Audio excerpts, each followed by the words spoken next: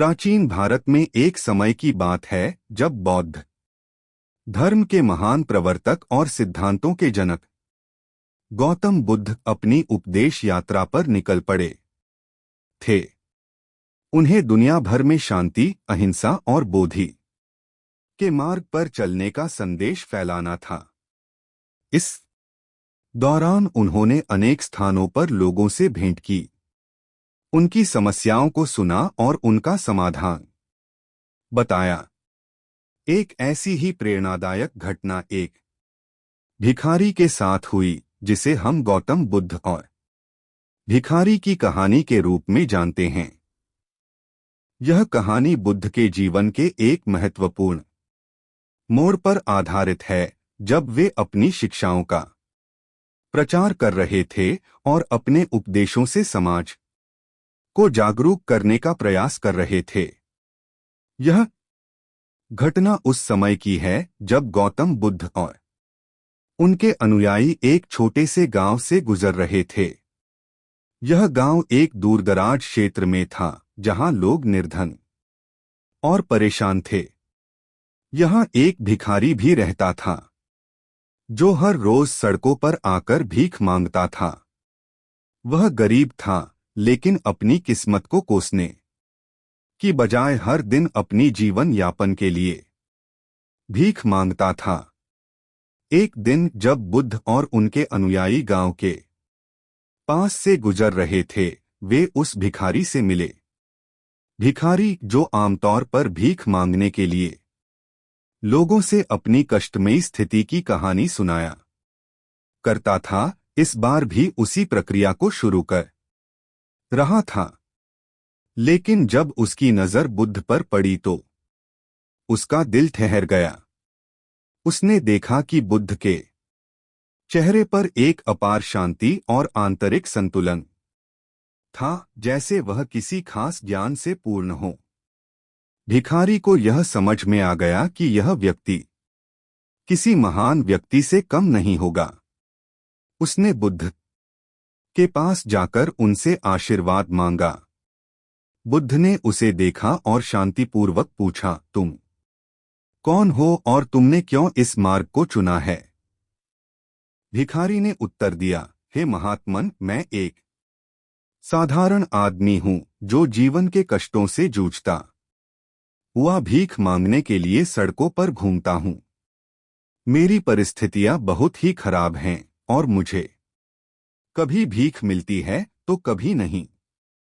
बुद्ध मुस्कराए और फिर कहा, तुम अपनी दरिद्रता और दुख को अपनी पहचान मानकर जी रहे हो।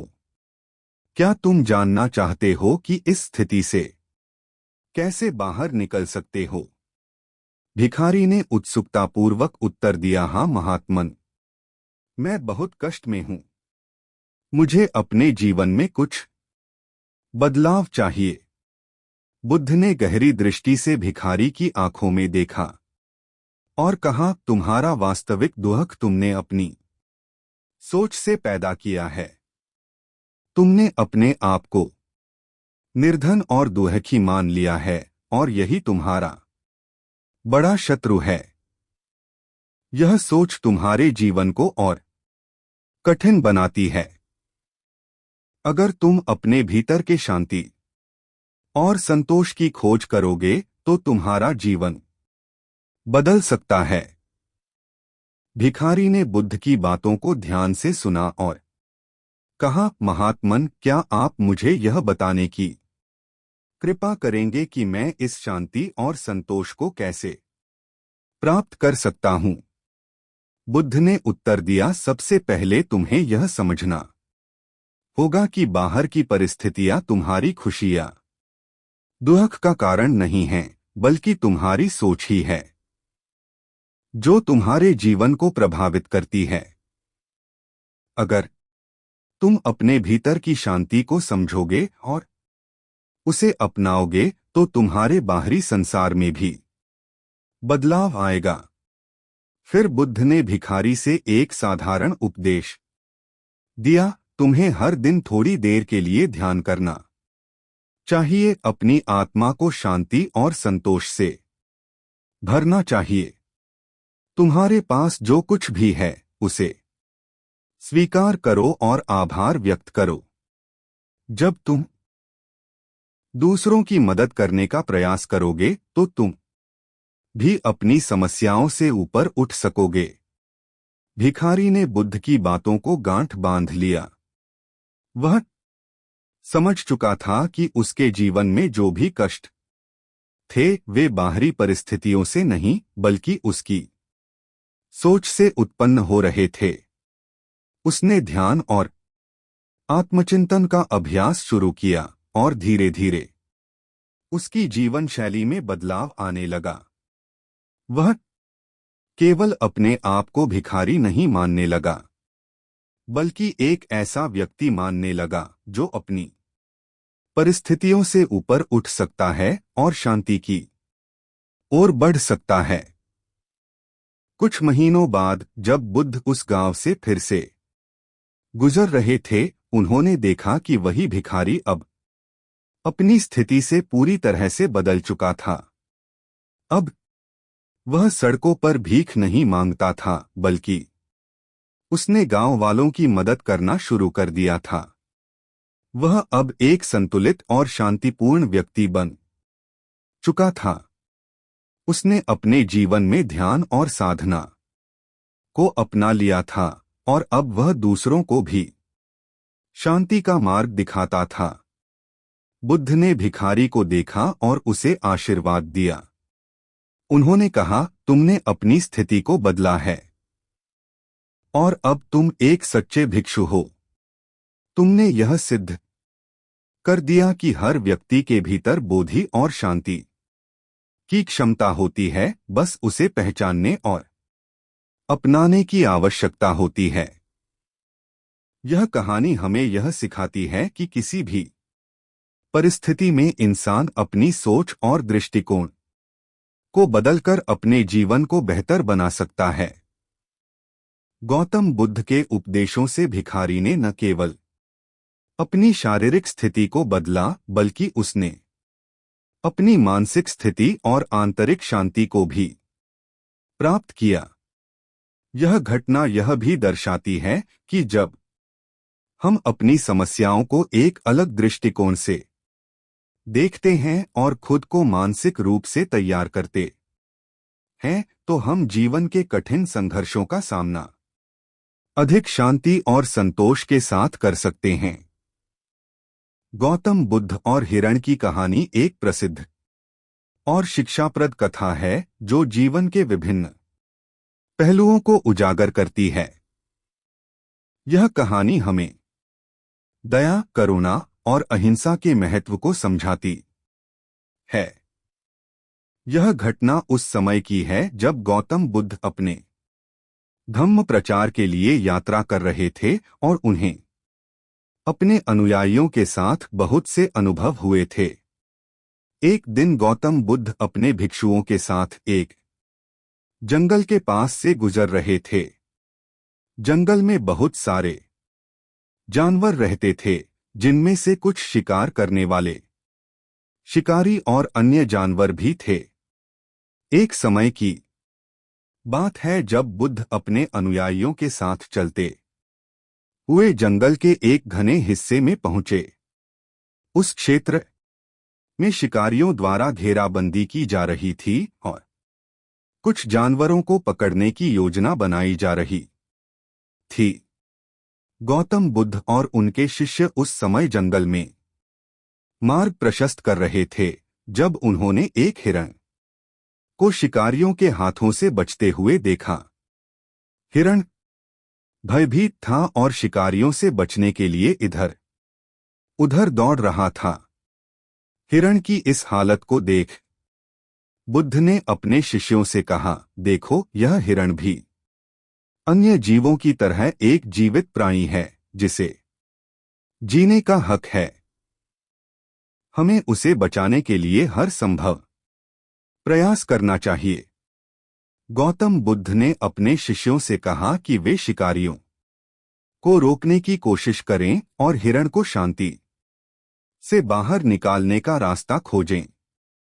शिष्य थोड़ा चौंके क्योंकि वे पहले से जानते थे कि जंगल में शिकारियों का हमला बहुत खतरनाक हो सकता है। लेकिन बुद्ध की करुणा से प्रेरित होकर उन्होंने शिकारियों से विनम्रता से अनुरोध किया कि वे हिरण को छोड़ दें।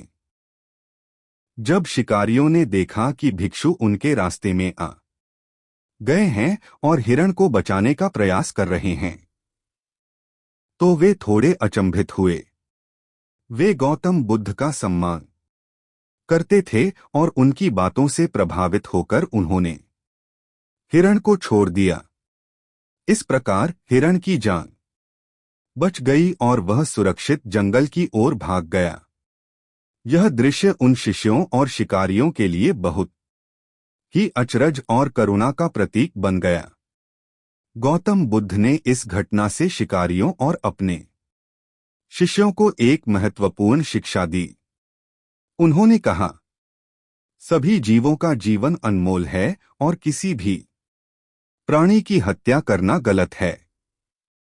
हमें सभी जीवों के प्रति दया और करुणा का भाव रखना चाहिए। इस घटना से हमें यह समझना चाहिए कि जीवन का मूल्य समझना और उसे बचाना हर किसी का कर्तव्य है। बुद्ध ने यह भी कहा कि हमें हिंसा से बचना चाहिए, और अगर हम किसी के साथ अहिंसा से व्यवहार करते हैं तो वह हमें मानसिक शांति और सुख देगा। हिरण के जीवन को बचाकर शिकारियों ने न केवल उस दिन के लिए एक निर्दोष प्राणी को बचाया, बल्कि उन्होंने खुद भी करुणा और अहिंसा की महत्वपूर्ण शिक्षा ली। इस घटना के बाद शिकारियों का मनोबल बदल गया।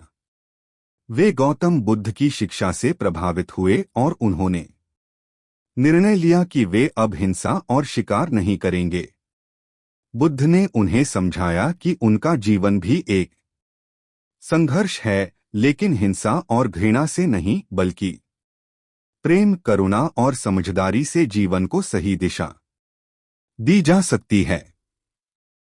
शिकारियों ने धीरे धीरे अपने पुराने जीवन को छोड़कर अहिंसा का मार्ग अपनाया और वे भी बुद्ध के अनुयायी बन गए।